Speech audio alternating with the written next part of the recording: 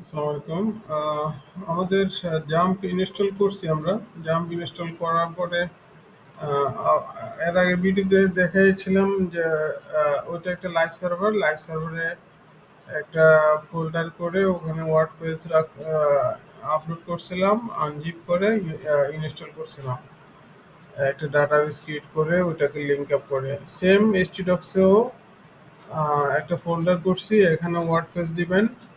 ওয়ার্ডপ্রেসটাকে unzip করবেন, database create করবেন, দেন ব্রাউজারে গিয়ে ইনস্টলেশন করবেন।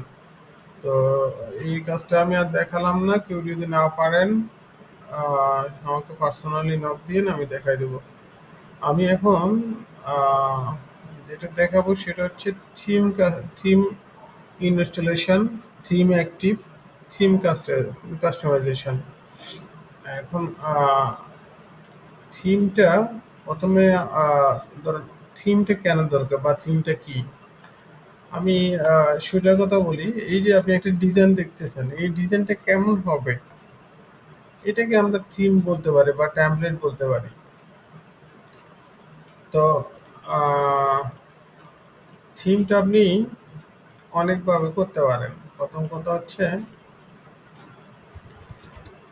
থিমটা আপনি চাইলে আপনি আহ, একবারে র ডিজাইন থেকে শুরু করে HTML CSS দিয়ে একটা থিম বানাতে পারেন।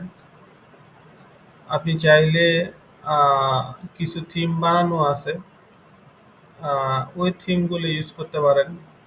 কিছু ফ্রি থিম পাওয়া যায়, ফ্রি থিমগুলো ইউজ করতে পারেন। আপনি চাইলে এখানে অনেকগুলো ওয়ার্ডপ্রেসের ডিফল্ট থিম আছে, ওই ওগুলো থেকে একটা নিয়ে আপনি ওটাকে কাস্টমাইজ করতে পারেন। তবে আমি এখন যেটা দেখাবো একেবারে যেটা ইজি ওয়ে, সেটা হচ্ছে একটা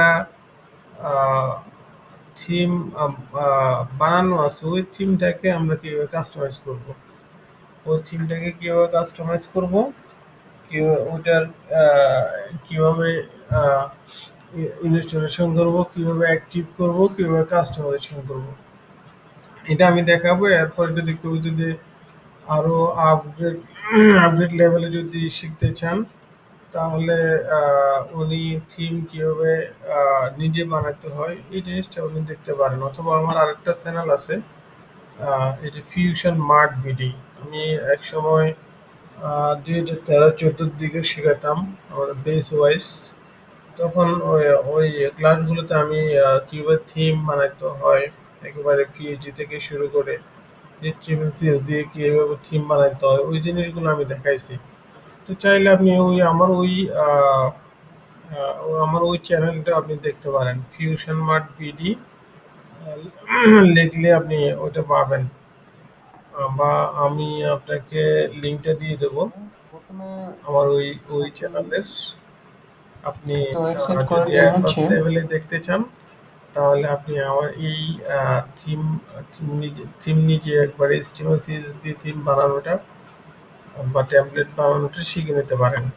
এখানে অনেকগুলো আমি ধারাবাহিকভাবে দেখাইছি, একবারে ফার্স্ট টু লাস্ট আছে এখানে।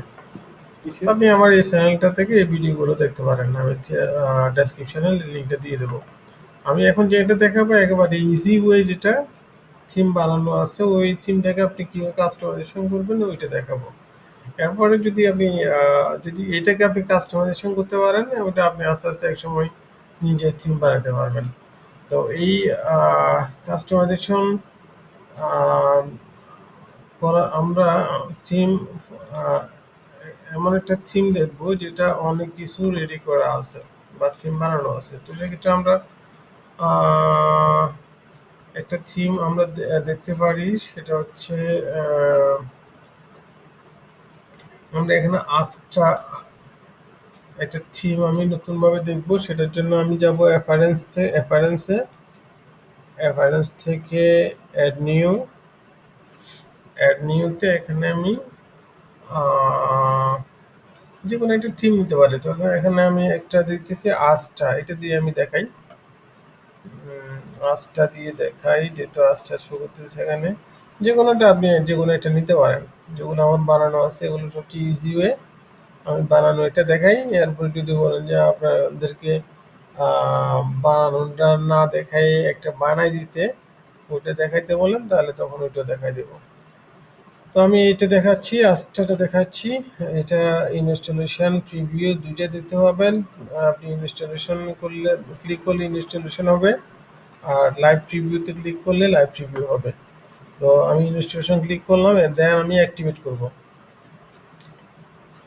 থিমটা এখন আমার অ্যাক্টিভেট হয়ে গেছে। এখন এখানে অনেকগুলা ওয়ার্ড ট্যাবলেট দেয়া আছে, ওখান থেকে আমি একটা ট্যাবলেট নিয়ে দেখব ফার্স্ট টাইম।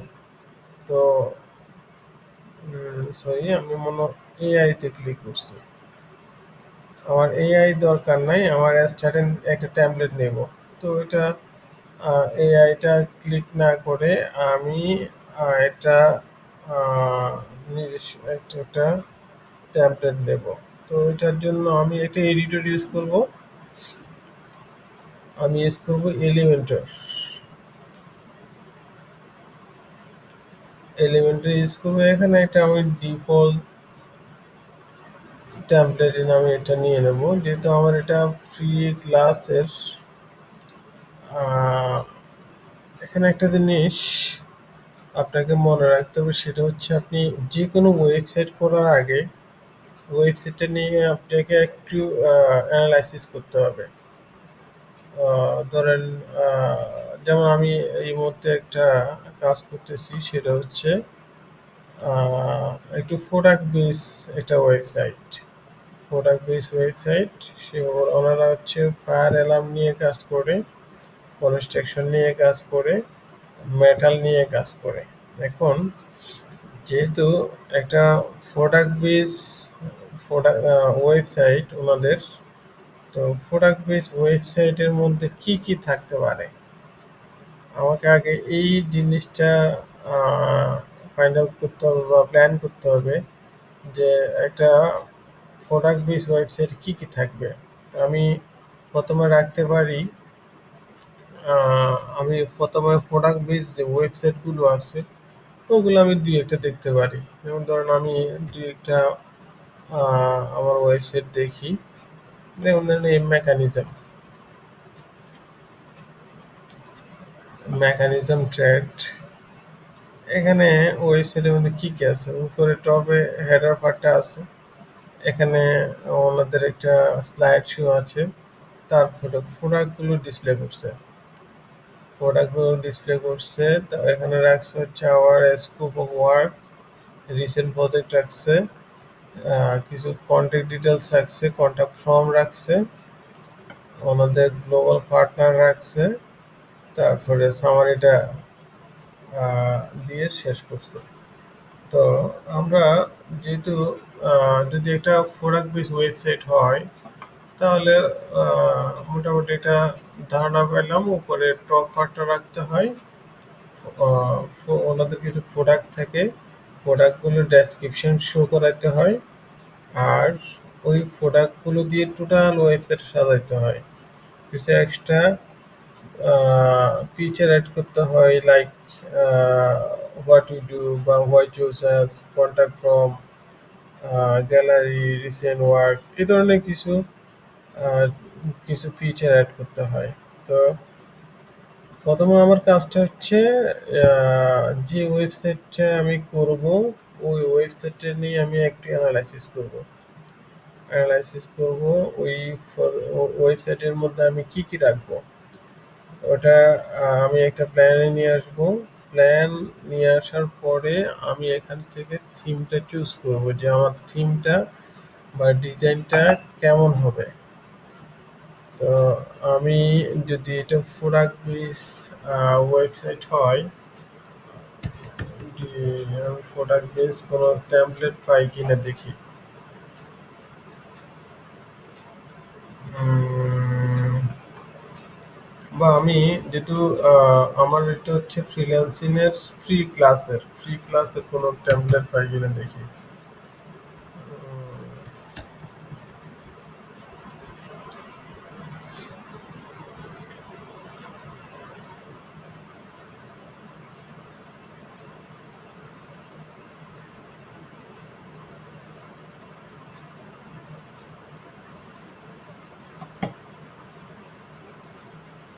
এটা দেখতেছি এটা লার্নিং এর ওয়েবসাইট। আচ্ছা, আমি এটা দিয়ে এটা ইনস্টল করি। এটা ইনস্টল করি। এখন এটা ইনস্টল করার পরে এখানে যা যা আছে এগুলো থাকতে পারে আমার, অথবা এগুলো আমি টোটালি ফেলে দিতে পারি। আমি টোটালি ফেলে দিয়ে আমি আমার মতো কাস্টমাইজ করে নিতে পারি। তো এখন আমি আপাতত ইনস্টল করি। আহ, এখানে কন্টিনিউ দিলাম। কিছু ফিচার রাখবো কিনা আমাকে কোশ্চেন করছে, আমি স্কিপ করলাম।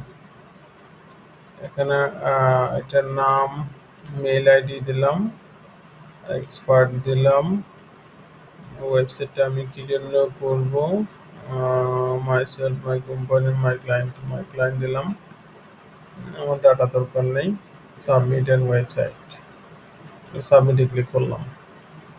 সাবমিটে ক্লিক করার পরে আমি যে টেমপ্লেটটা চুজ করছিলাম ইনস্টলেশনের জন্য, ওগুলো ওইটা ইনস্টল হচ্ছে।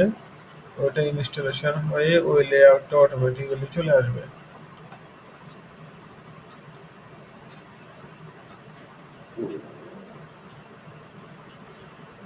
রাতেরও শেষের দিকে আসলে, আহ, অনেক রাত হয়ে গেছে।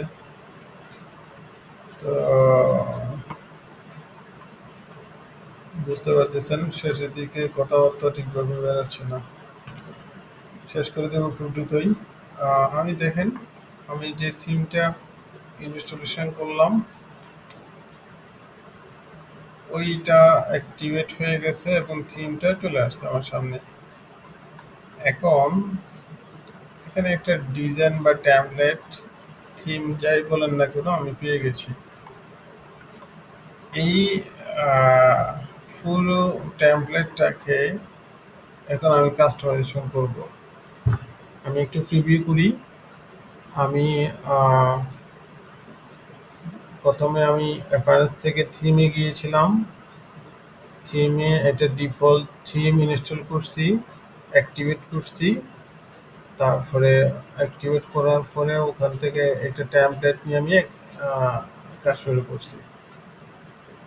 তো